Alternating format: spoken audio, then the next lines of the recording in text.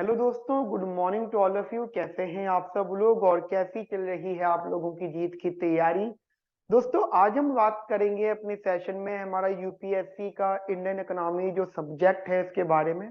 आज हम इसके उन सारे इंपॉर्टेंट टॉपिक्स का डिस्कशन करेंगे जो हमें पढ़ने चाहिए। इससे पहले मैंने आपको रेफरेंसेस का भी समझा दिया था कि क्या क्या रेफरेंसेस आपको फॉलो करने हैं हमारी यूपीएससी की तैयारी करते हुए, या फिर अगर आप कोई और भी जो है सरकारी नौकरी की तैयारी कर रहे हैं और अगर आपके सिलेबस में इंडियन इकोनॉमी है। समझ रहे हो मेरी बात? अगर आपके सिलेबस में इंडियन इकोनॉमी है तो आपको और कौन कौन से टॉपिक्स को या कौन कौन से रेफरेंसेस को आपको फॉलो करना चाहिए। तो आज हम बात करेंगे अपने सिलेबस के बारे में कि क्या क्या टॉपिक्स हम इसमें हमारे कवर्ड होंगे, और साथ ही एक तो आप अगर यूपीएससी की तैयारी कर रहे हैं तो आपके लिए सेशन बहुत इंपॉर्टेंट है ही। लेकिन अगर उसी के साथ साथ अगर आप स्टेट पीसीएस की तैयारी कर रहे हैं या फिर एसएससी की या रेलवे की, देखिए कोई भी आप अपने एग्जाम की तैयारी कर रहे हो और अगर आपके सिलेबस में इंडियन इकोनॉमी सब्जेक्ट है, समझना इंडियन इकोनॉमी सब्जेक्ट है, तो ये सेशन आप लोगों के लिए बहुत इंपॉर्टेंट है। इसमें किसी भी प्रकार का जो है डिस्क्रिमिनेशन नहीं रहेगा कि स्टेट पीसीएस की इंडियन इकोनॉमी अलग है या यूपीएससी की इंडियन इकोनॉमी अलग है। नहीं, हमारा इंडियन इकोनॉमी सब्जेक्ट जो है, जो इकोनॉमिक्स का सब्जेक्ट है, यदि आपके सिलेबस में है तो वो सेम रहेगा। ये बात कंफर्म है कि ये बेंचमार्क है यूपीएससी, ठीक है, ये टॉप आ गया, इसमें सब कुछ कवर्ड है। यदि आप इस एग्जाम की तैयारी कर रहे हैं तो आप ये मान के चलो आप बाकी सारे एग्जाम्स की तैयारी ऑटोमेटिक कर रहे हो। बस फर्क इतना सा होगा कि कुछ 30-40% सिलेबस में या क्वेश्चन पैटर्न में, ठीक है, और थोड़ा सा प्रोसीजर में बदलाव आएगा, वो एक अलग चीज है, लेकिन जो सिलेबस है वो मोरलेस सेम रहेगा। ठीक है, चलो अब मैं हम लोग क्या करेंगे, अभी हम लोग का सिलेबस डिस्कस कर रहे हैं। आप लोग कॉपी पेन निकाल लीजिए, बढ़िया बढ़िया से सिलेबस को नोट करिएगा, और मैं जो भी आपको पढ़ाऊंगा वो बहुत ज्यादा रिसर्च करने के बाद ही मैं आप लोगों को पढ़ाऊंगा। ठीक है, चलो शुरू करते हैं हम लोग यहाँ पर। अभी सबसे पहले आप यहाँ पे जो है इंपॉर्टेंट टॉपिक्स की हेडिंग डाल लीजिएगा, इंपॉर्टेंट टॉपिक्स आपके सिलेबस पॉइंट ऑफ व्यू से। ठीक है जी, जरा थोड़ी सी बड़ी कर लेते हैं। ठीक है जी, ओके। सबसे पहला जो टॉपिक हमारा रहेगा दैट इज नेशनल इनकम। दोस्तों, नेशनल इनकम हमारे सिलेबस में बहुत इंपॉर्टेंट है। अगर आप ये मान के चलो कि कोई ऐसा टॉपिक जहां से क्वेश्चन हर साल 100% आता है तो वो है नेशनल इनकम। नेशनल इनकम में मेजर लेवल पे आपको क्या क्या पढ़ना है ध्यान रखना। वैसा तो है तो काफी कुछ पढ़ने वाली चीज है, लेकिन आपको इसमें सबसे पहले नेशनल इनकम की हिस्ट्री मालूम होनी चाहिए, जो मैं आपको अपनी क्लास में डिस्कस करूंगा। ठीक है, नेशनल इनकम की हिस्ट्री क्या है, नेशनल इनकम के मेजर्स मेथड क्या है, ठीक है, how to calculate the national income. ठीक है, उसके बाद में हाउ टू रिलेट, ठीक है, इसका relation, relate it others components, दूसरे कंपोनेंट के साथ में आप उसे कैसे रिलेट कर सकते हो। ठीक है, ये आपको नेशनल इनकम के अंदर पढ़ना है, और अभी बहुत कुछ होगा वो हम यहाँ पे साथ में डिस्कस करते रहेंगे। सबसे पहला टॉपिक आपको नेशनल इनकम करना था, और जो दूसरा टॉपिक आपको करना है दोस्तों, ठीक है जी, दूसरा टॉपिक आपका बेटा फिस्कल पॉलिसी, फिस्कल पॉलिसी। ठीक है, एंड तीसरा टॉपिक आपको यहाँ पे स्टडी करना है हमारे साथ में, रिजर्व बैंक ऑफ इंडिया।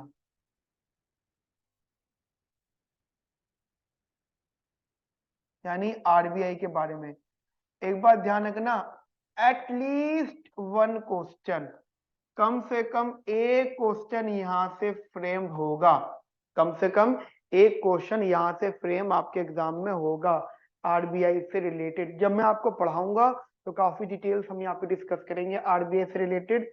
ठीक है जी, तो आप ये चीज प्लीज अपने दिमाग में रखिएगा। देखो बहुत सारी चीजें रहती हैं कि आरबीआई कब बना, आरबीआई के पहले जो थे, आरबीआई के फर्स्ट गवर्नर कौन थे, कब स्टैब्लिश हुआ था, क्या रीजंस थे आरबीआई के बनने के, आरबीआई का हेडक्वार्टर कहाँ है, ठीक है, कुछ बदलाव आ रहा है कि आरबीआई में, आरबीआई की पॉलिसीज क्या हो सकती थी, ठीक है।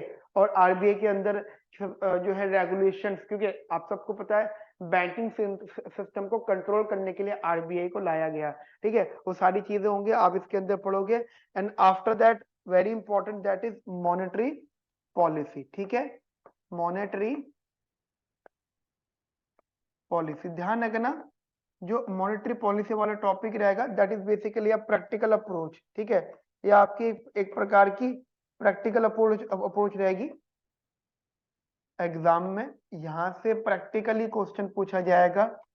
तो आप सोचोगे सर किस प्रकार प्रैक्टिकल अप्रोच रहेगी, तो ध्यान रखना प्रैक्टिकल अप्रोच में हर साल जो डेटा निकल के आता है उस डेटा में जैसे हमारा सीआरआर से रिलेटेड क्वेश्चन, ठीक है, सीआरआर से रिलेटेड क्वेश्चन, एसएलआर से related questions, repo rate, reverse repo rate, repo and reverse repo, ठीक है। इनसे रिलेटेड क्वेश्चंस आपसे पूछे जा सकते हैं एग्जाम में, क्लियर। काफी सारे क्वेश्चंस यहाँ पे और भी आ सकते हैं, clear. And that is what about the bank rate, क्या बैंक रेट अभी चल रहा है। प्रैक्टिकल बात है जो करंट से रिलेट करेंगी, डेफिनेटली यहाँ से क्वेश्चन पूछा जाएगा कि बैंक रेट अभी क्या चल रहा है। सबसे पहले क्या था बैंक, अब देखो बैंक रेट में रेपो रेट में क्या डिफरेंस होता है, बैंक रेट में सीआरआर में क्या डिफरेंस होता है। इस प्रकार के क्वेश्चन आपके एग्जाम में आप लोगों से पूछे जा सकते हैं, क्लियर। ये चीजें वो है जो आपसे एग्जाम में डेफिनेटली ये लोग पूछेंगे। After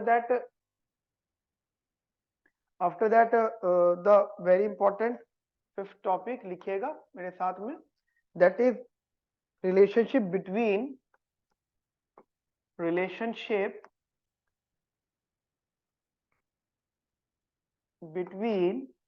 fiscal policy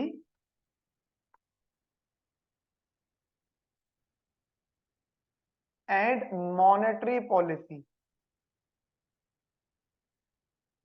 fiscal policy and monetary policy, ठीक है। सबसे इंपॉर्टेंट लेवल पे पूछा जाएगा कि what is the relationship between fiscal policy and monetary policy. आप सबको पता है कि जो फिस्कल पॉलिसी होती है वो गवर्नमेंट की पॉलिसीज होती है जो गवर्नमेंट मार्केट मतलब इकोनॉमी पे इम्पोज करते हैं। सबसे इजी लैंग्वेज में अगर हम बात करें तो tax is the fiscal policy, government expenditure is the fiscal policy. जैसे कितने स्कूल्स बनने, हॉस्पिटल्स बनने, तो ये गवर्नमेंट एक्सपेंडिचर्स का पार्ट है और ये फिस्कल पॉलिसी का पार्ट होता है।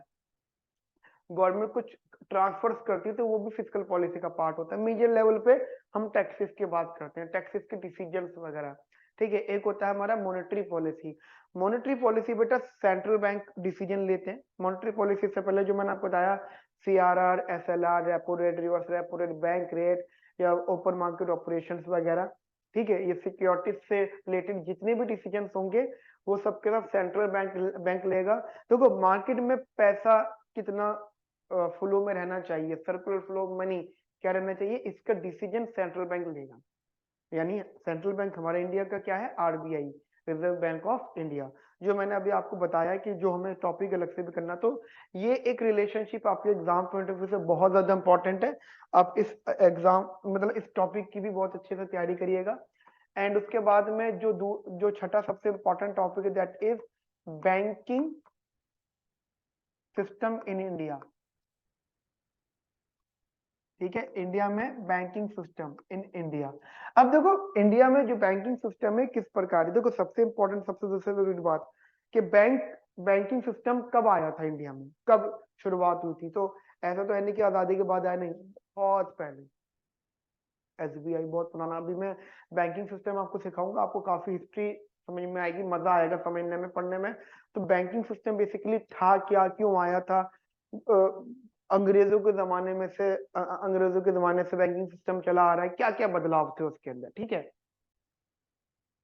ठीक है बेटा, तो बैंकिंग सिस्टम में क्या क्या चीजें थी, अब जैसे हम बात करें तो एक एक हमारा आ जाता है शेड्यूल्ड बैंक। ये पढ़ने की चीज है, शेड्यूल्ड बैंक, ठीक है। And after that non scheduled bank,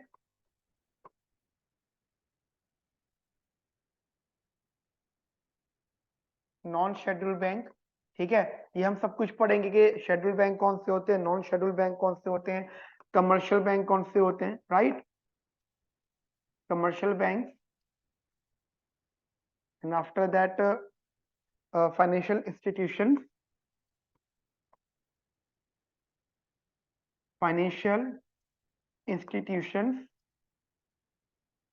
ठीक है जी, financial institutions and other bank, जैसे हमारे नाबार्ड, ठीक है, आगे अदर बैंक, आरआरबी, जैसे नाबार्ड आ गया, ठीक है। देखो नाबार्ड भी बहुत इंपॉर्टेंट है हमारे एग्जाम पॉइंट ऑफ व्यू से। नाबार्ड, एक्सिम, मुद्रा बैंक, ठीक है, NABARD bank, Exim export import वाला, ठीक है, मुद्रा बैंक, और भी इसके अलावा, ठीक है, आरआरबी भी इसके अंदर। बैंकिंग सिस्टम में बहुत प्रकार के बैंक सिस्टम जो बनाया गया था, वो सब कुछ हम लोग अपने सेशंस में स्टडी करेंगे। So these are the topic that you have to study, ठीक है। And after that the seven topic is what, that is the budget. ध्यान रखना, सबसे इंपॉर्टेंट बजट रहने वाला है आपके एग्जाम में। एक बजट और एक इकोनॉमिक सर्वे। देखो जब भी आप लोग बात करते हो ना करंट अफेयर की, जब भी आप लोग बात करते हो करंट अफेयर की, तो करंट अफेयर ऐसा नहीं है कि वर्ल्ड का नहीं आना है, नहीं वर्ल्ड का नहीं आना है, इंडिया का ही करंट अफेयर आना है। और उसमें भी क्या रखना है आपको, करंट का मतलब ये होता है जो इस साल, पिछले साल, मतलब मान लीजिए आपके एग्जाम 2 महीने बाद है, तो अब क्या क्या चल रहा है, ठीक है। इंटरव्यू में रेसेंट करंट पूछा जाता है, मतलब अगर आप इंटरव्यू देने जा रहे हो और एक दिन पहले कुछ इकोनॉमी में हुआ है, न्यूज में वो आज ही आया, तो मान लीजिए आपको कोई इंटरव्यू है और 10 दिन पहले जो है कोई न्यूज आई है इकोनॉमिक्स से रिलेटेड, और बहुत इंपॉर्टेंट न्यूज है, ठीक है, बहुत ज्यादा, इन्फ्लेशन को लेकर, ग्रोथ को लेकर, टैक्स वगैरह को लेकर, तो वो इंटरव्यू में पूछा जाता है 100%। लेकिन जो बजट वगैरह, जो आपका रिटर्न पेपर है, ऑब्जेक्टिव पेपर है, उनमें वो चीजें पूछी जाती है जो थोड़ा पुरानी होती है, पुरानी मतलब 1 साल के आसपास में। तो ये बजट है, क्या है, बजट है। उसमें क्या होता है कि पिछले 1 साल में क्या क्या हुआ। अब आप अलग से तो मुश्किल रहता है सब लोग के लिए अलग से रिकॉल करना सब कुछ। तो हमारी भारत सरकार बजट निकाल देती है कि पिछले 1 साल में इतना इतना हमारा रेशोज रहे, इतना इतना हमने खर्च किया है, ये हमने पॉलिसीज बनाई है, ये हमने जो है सिस्टम बनाया है, वो सब कुछ होता है। उसी प्रकार इकोनॉमिक सर्वे होता है, ठीक है। तो एक बजट बहुत ज्यादा इंपॉर्टेंट है, जिसमें आपको टर्मिनोलॉजी समझनी है, ठीक है। बजट की टर्मिनोलॉजीज आपको बहुत अच्छे से समझनी है, क्या होती है बजट की टर्मिनोलॉजी। ये वाला पेन दिखा रहे हैं ठीक है, टर्मिनोलॉजीज। एंड इसमें जैसे जैसे आपको पता होना चाहिए, अगर एक बेसिक आइडिया कि बजट जैसे रेवेन्यू रिसीव्ड, रेवेन्यू एक्सपेंडिचर, है ना। जैसे आपको पता है 2 प्रकार होते हैं एक्सपेंडिचर, तो सारे प्रकार के एक्सपेंडिचर आपको मालूम होने चाहिए, और रेवेन्यूज या रिसिप्ट्स भी आप कह सकते हो,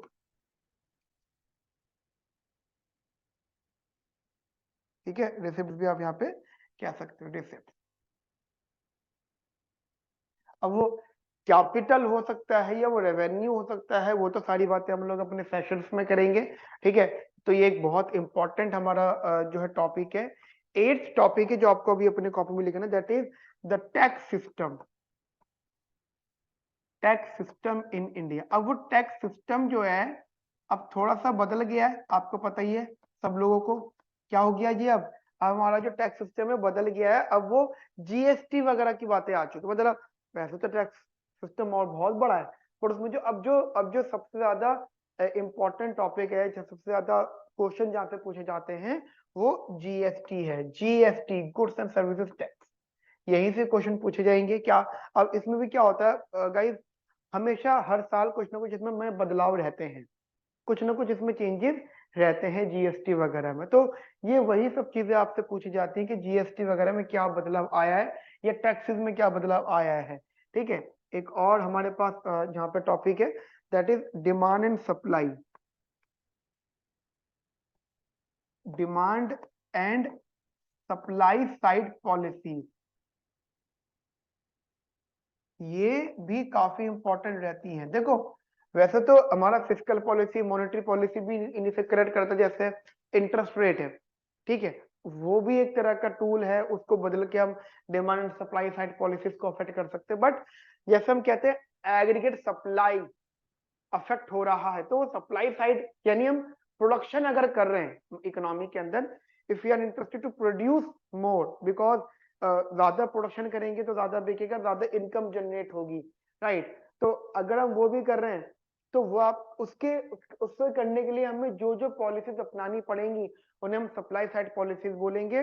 और अगर हम एग्रीगेट डिमांड को अफेक्ट करेंगे, जैसे हम कहते हैं कि डिमांड ज्यादा हो, डिमांड ज्यादा होने के लिए लोगों की जेब में पैसा ज्यादा होना चाहिए, तो उसके लिए मॉनेटरी पॉलिसी अफेक्ट करेगी, है ना, इंटरेस्ट रेट चेंज होंगे या मनी सप्लाई में कुछ बदलाव आएगा, तो वो आपकी डिमांड साइड पॉलिसी है। ध्यान रखना, इसकी आपको डीप नॉलेज रखनी है, बहुत ज्यादा डिटेल में आपको इसको पढ़ना है, क्योंकि ये वो टॉपिक्स हैं जो आपने जरूरी नहीं कि कहीं से पढ़े हों, आपको जनरलाइज फॉर्म में भी इनके बारे में मालूम होना चाहिए। तो ये कुछ इंपॉर्टेंट टॉपिक्स हैं, ठीक है। तो ये आप थोड़ा सा अपने मैंने जो माइंड में रखिएगा। एंड उसके बाद में जो वेरी इंपॉर्टेंट कंसेप्ट आता है दैट इज इन्फ्लेशन। यहां से भी क्वेश्चन 100% पूछा जाता है, ठीक है। इन्फ्लेशन से भी क्वेश्चन पूछा जाता है, और इन्फ्लेशन में भी क्या क्या बात है, that what are the causes, effects, causes, effects and types, ठीक है। टाइप्स ऑफ दी, अब आप जैसे कि कभी कभी माइंड में आता है कि सर कितने प्रकार के होते हैं इन्फ्लेशन, तो इन्फ्लेशन एक डिफ्लेशन होता है, एक डिसइन्फ्लेशन होता है ना। एक होता है डिफ्लेशन,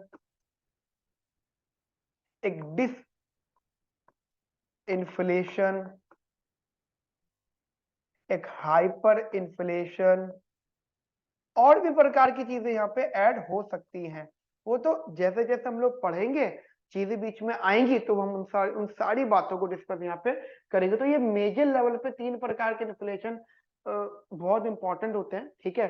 हाइपर इन्फ्लेशन जनरली बहुत रेट टू रेट देखा जाता है, जो बहुत ही ज्यादा इन्फ्लेशन हो। जब मैं आपको एग्जांपल देता हूँ, हाइपर इन्फ्लेशन होने का मतलब कि रेस्टोरेंट वाले न्यू रेट लिस्ट लिखने का भी टाइम नहीं होता, कि अगर अभी उनके पास इंफॉर्मेशन आई है कि इन्फ्लेशन इतना हो गया है, तो जितनी देर में न्यू रेट लिस्ट पब्लिक करते हैं तब तक इन्फ्लेशन और बढ़ जाता है, तो उससे आप हाइपर इन्फ्लेशन कहते हैं। तो वो भी हम पढ़ेंगे आगे चल के, चीजों को डिस्कस करेंगे, ठीक है।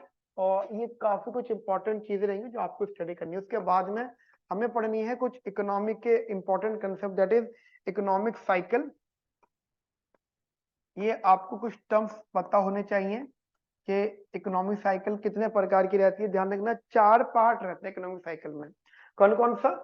Number 1 recession, number 2 depression, number 3 slow down, and number 4 the boom.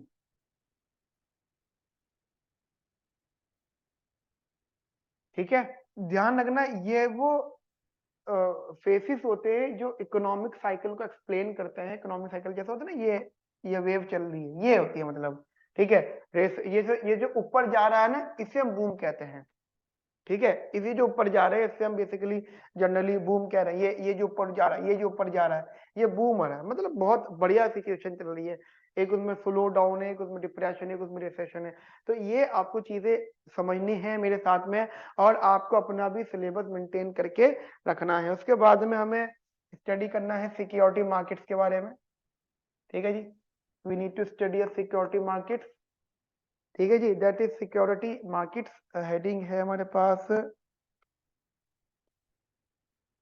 Security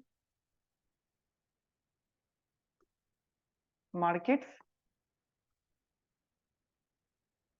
ठीक है जी, सिक्योरिटी मार्केट्स। एंड उसमें क्या क्या चीजें हमें ध्यान रखना इंपॉर्टेंट है, जिसमें मान लीजिए आपको पढ़ना है बॉन्ड्स के बारे में, ठीक है। एक आपको पढ़ना है डिबेंचर्स के बारे में, एंड आफ्टर दैट आपको यहाँ पे पढ़ना है बुल्स एंड बियर्स नॉलेज के बारे में, जो सिक्योरिटी आपने सुना होगा। स्टॉक मार्केट होती है ना, स्टॉक मार्केट की नॉलेज थोड़ी बहुत आपको यहाँ पे लेनी पड़ेगी, बुल एंड बियर, ठीक है। वो आई थिंक आपने वेब सीरीज देखी हो, स्कैम हर्षल में था, तो शायद उससे आपको ये बुल एंड बियर वाला कंसेप्ट समझ में आएगा। स्टॉक मार्केट ये भी आपको स्टडी करना है, ठीक है, मेरे साथ में सारा कुछ पढ़ाऊंगा मैं आप लोगों को। And after that authorised capital, authorised capital, and after that that is issued capital,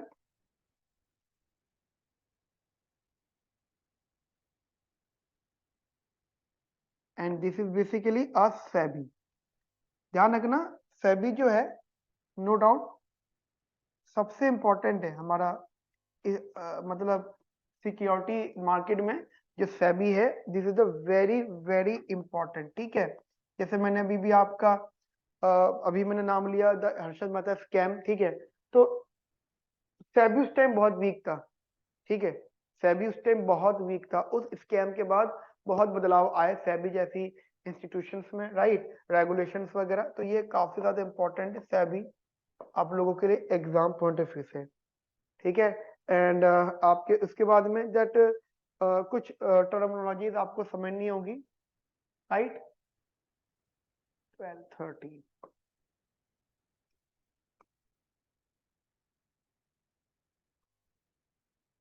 that is fiscal stimulus.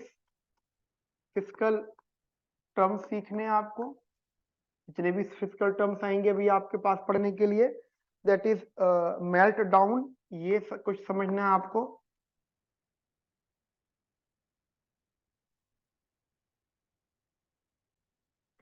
ठीक है, ये कुछ टर्म्स हैं जो आपको समझने हैं। मेल्ट डाउन क्या होता है, उसके बाद में फाइनेंशियल इंक्लूजन।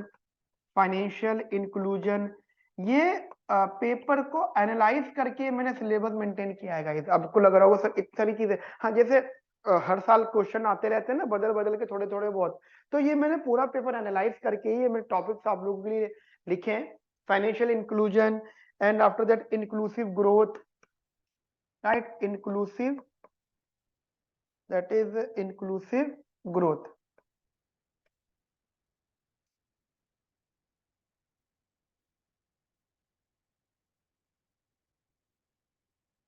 ठीक है, and 17th is basically what the disinvestment, ये टर्म आपको समझना है, disinvestment. And after that the open and close economy. ठीक है, ध्यान रखना, ओपन एंड क्लोज्ड इकोनॉमी। देखो अगर आप लोग तैयारी कर रहे हो, ठीक है, अगर आप लोग तैयारी कर रहे हो तो आपको ऑब्वियसली बात है, एक ऐसे राइटिंग का भी होता तो कभी कभी ओपन एंड क्लोज इकोनॉमी पर ऐसे भी आ चुके हैं, या ऐसे राइटिंग का भी क्वेश्चन यहाँ पे पूछा जाता है। जब सब्जेक्टिव होता है तो सीधे सीधे होता है राइट द ऐसे। ठीक है, तो ये भी आप अपने माइंड में रखिएगा। And the 19 topic is foreign currency.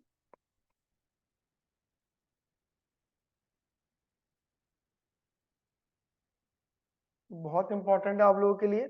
And the 20th topic is, ठीक है, that is fluctuations in exchange rate, exchange rate.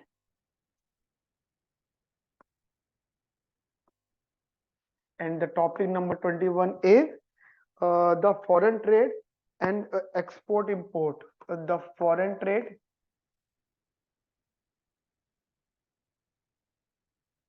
And export import. But according to me, जितना मैंने पेपर को एनालाइज करा है, तो इसमें तो क्वेश्चन बहुत कम पूछे हैं, रेल टू रेल पूछे हैं, कम, बहुत ही कम क्वेश्चन यहाँ पे पूछे हुए हैं। तो ये आप अगर पढ़ते हो तो फॉरेन ट्रेड वगैरह या एक्सपोर्ट इंपोर्ट, ये देखो ये एक्सपोर्ट इंपोर्ट है, फॉरेन ट्रेड, ये वो एक ही बात है, बट थोड़ा सा मैंने डिटेल की तरफ आ गया हूँ। तो ये आप इसको इस प्रकार थोड़ा सा जरूर कर सकते हो।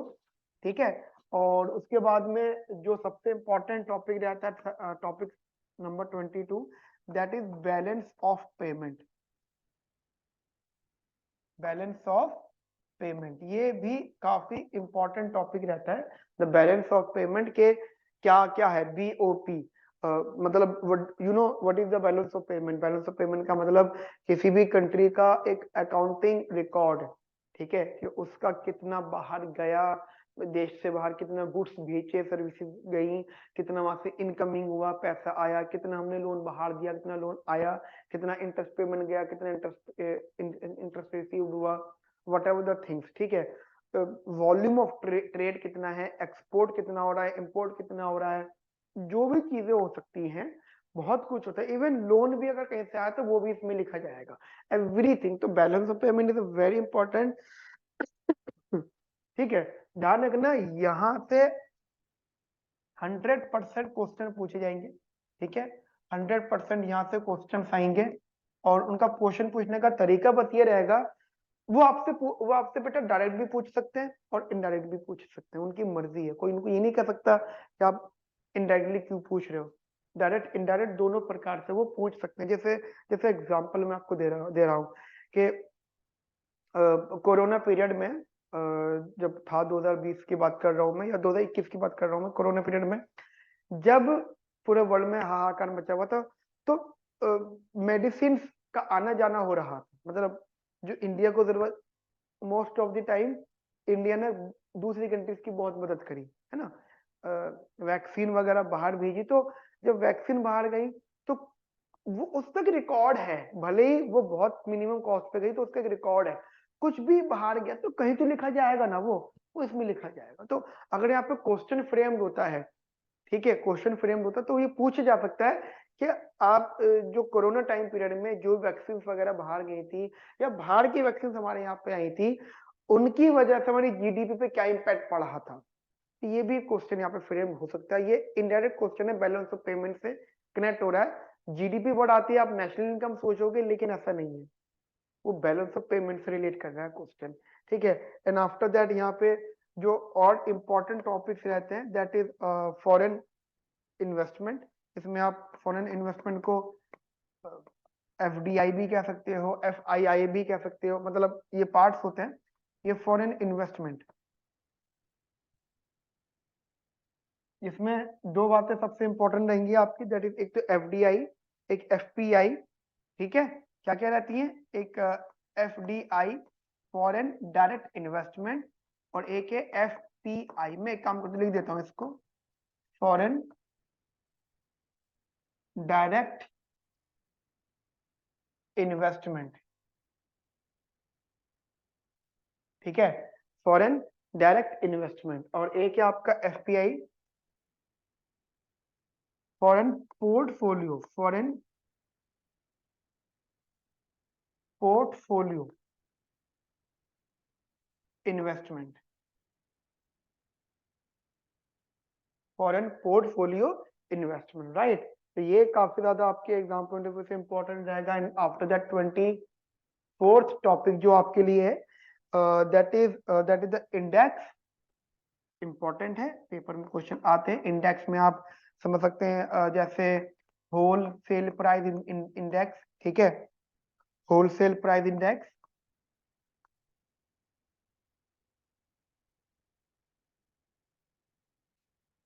भले ही मैंने आपकी लिस्ट बढ़ा दी है, लेकिन ये वो टॉपिक्स है जो अभी तक क्वेश्चन पूछे हुए हैं। ऐसा नहीं है हुआ कि कोई भी टॉपिक मैंने ऐसे लिख दिया, नहीं, हर टॉपिक से यहाँ पे क्वेश्चन पूछा गया। ठीक है, तो मैंने बड़ी लिस्ट बढ़ा दी है, लेकिन कोई टॉपिक भी छोड़ा नहीं मैंने।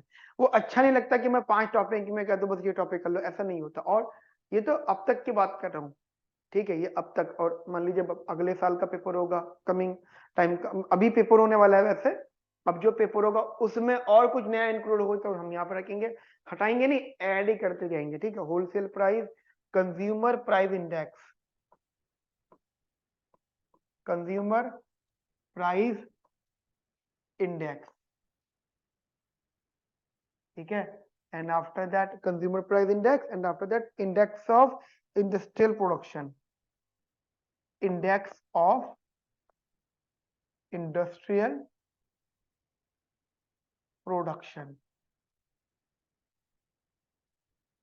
ठीक है, एंड टॉपिक 25th, हाँ जी, कौन सा, that is the money. This is again very important topic.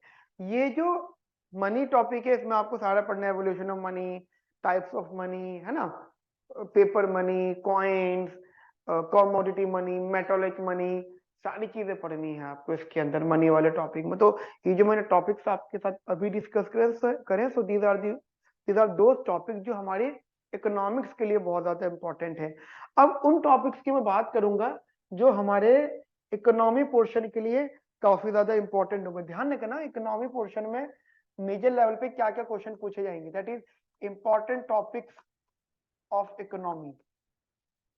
Important topics, वैसे तो इंडियन इकोनॉमी में दोनों ही चीजें आती है, हमें पढ़ना तो इकोनॉमिक्स और इकोनॉमी दोनों ही है, ठीक है बेटा, हमें इकोनॉमिक्स और इकोनॉमी दोनों ही पढ़ना है। बट होता क्या है कि जो इंडिया के कह सकते जो बिल्कुल जमीन से जुड़ी हुई चीजें हैं ना, जैसे एग्रीकल्चर है वो इकोनॉमी का पार्ट होगा, ठीक है, एम्प्लॉयमेंट है, ठीक है, और आप कह सकते हो मैन्युफैक्चरिंग सेक्टर है, ये सारा ग्रीन रेवोल्यूशन है, ये सब कुछ आपका इकोनॉमी का पार्ट होगा। तो दो तीन चीजें जो आपको यहाँ पे देखनी है, दैट इज इंपॉर्टेंट टॉपिक्स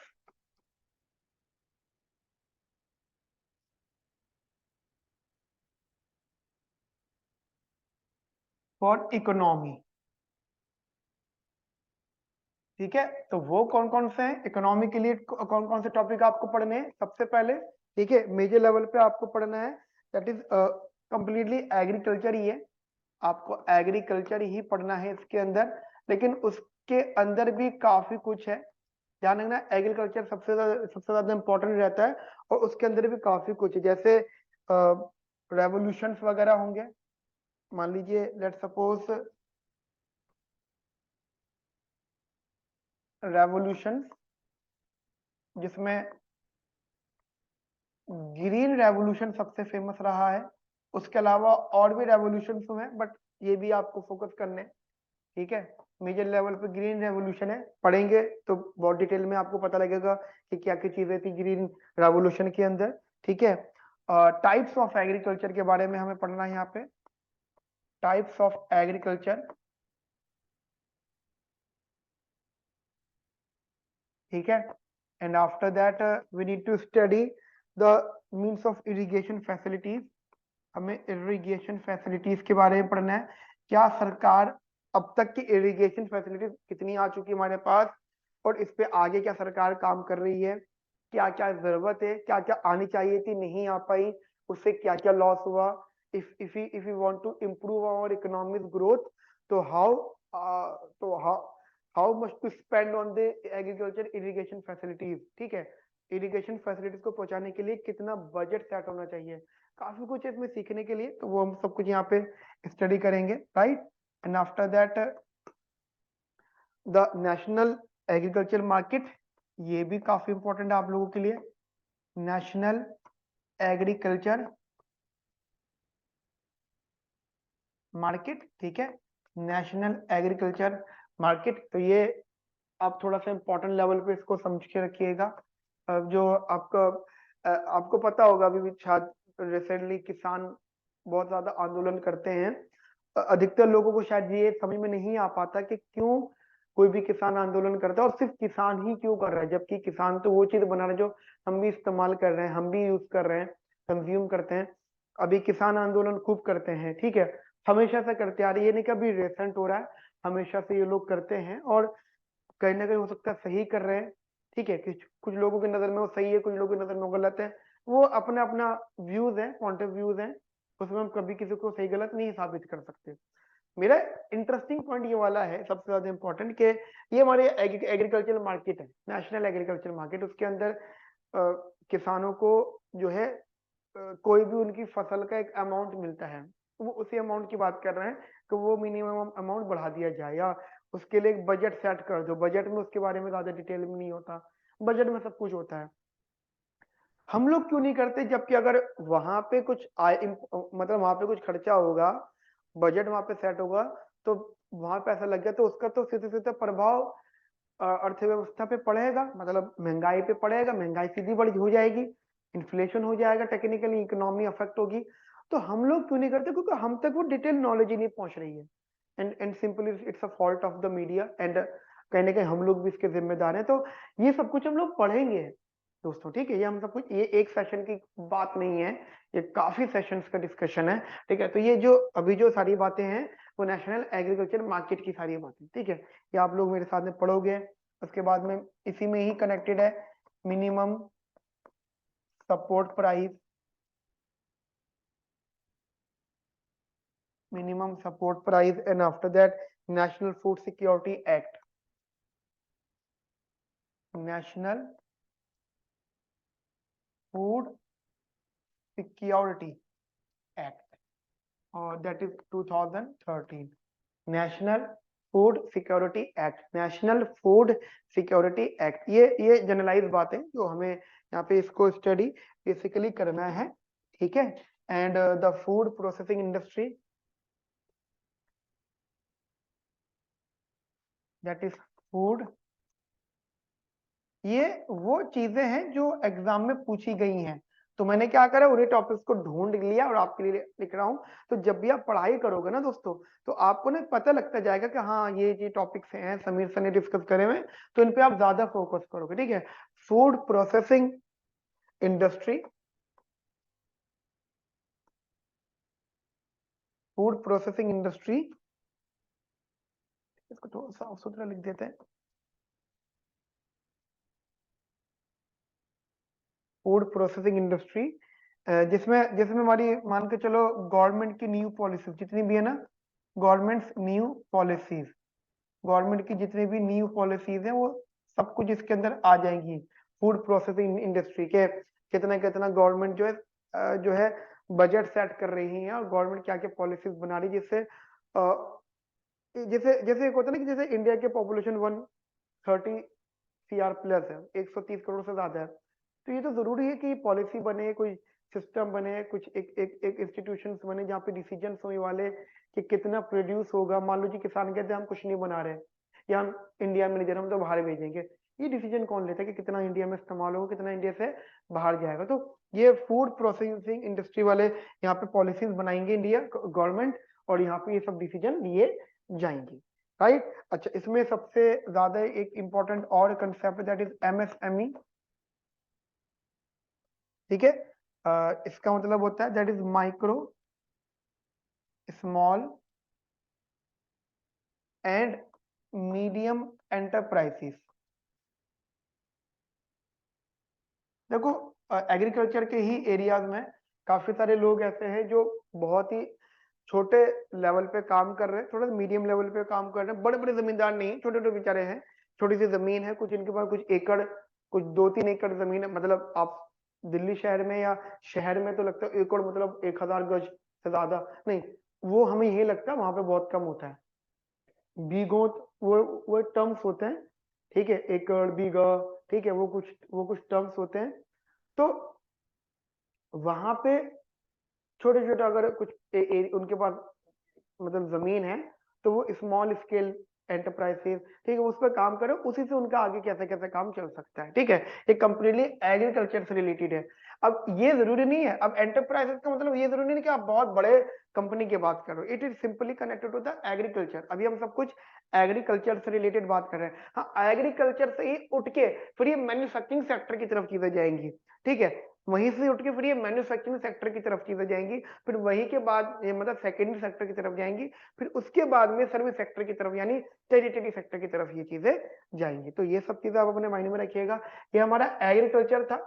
उसके बाद में जो हमारा और दूसरा इंपॉर्टेंट जो जो हमारा टॉपिक है दैट इज सर्विस सेक्टर। ये भी गाइस बहुत ज्यादा इंपॉर्टेंट है सर्विस सेक्टर। जैसे में इंफॉर्मेशन टेक्नोलॉजी, इंडिया का कंप्लीटली डिजिटल डिजिटलाइजेशन, ठीक है। आपको पता होगा इवन हमारे लोगोज में भी मशीनरीज बनी हुई होती हैं, ठीक है, बहुत सारी चीजें हैं। इस पे ये फोकस होगा कि कंट्री का सर्विस सेक्टर कितना स्ट्रॉन्ग रहना चाहिए। आज की डेट में most of the people are engage in the service sector. Service मतलब they are not engaged in the production process, but how to provide that commodity, right, वो service कैसे provide की जा सकती है, that is known as the service sector. तो ये भी एक इंपॉर्टेंट टॉपिक है, पढ़ेंगे इसके बारे में हम लोग यहाँ पर, ठीक है। And after that the e commerce industries,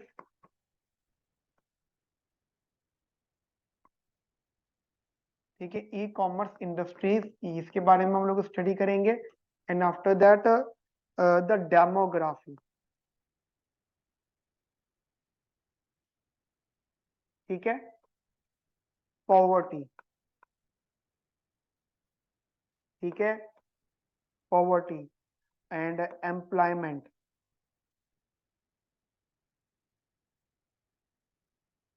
in equality, यहाँ से सबसे क्वेश्चन पूछे गए हैं।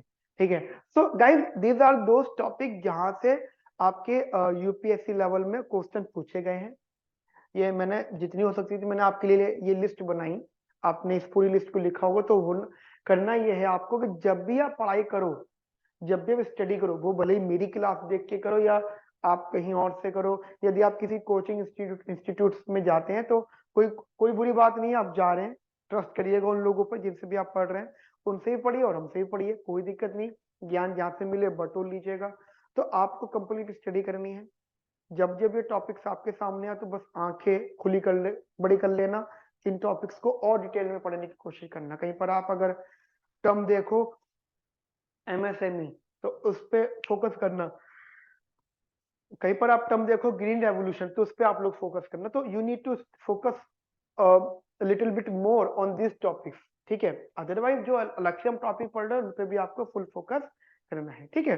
तो आज हमने डिस्कस किया है कुछ इंपॉर्टेंट टॉपिक का कंसेप्ट। अब हम अगले सेशन में स्टार्ट करेंगे अपना न्यू टॉपिक। तो नेक्स्ट टॉपिक का वेट करिए, जब वो टॉपिक आ जाए, सेशन आ जाए तो बढ़िया से उसको नोट बना के जो है पढ़ाई करिएगा, ठीक है। मिलते हैं नेक्स्ट सेशन में। Have a nice day, thank you, bye bye, take care.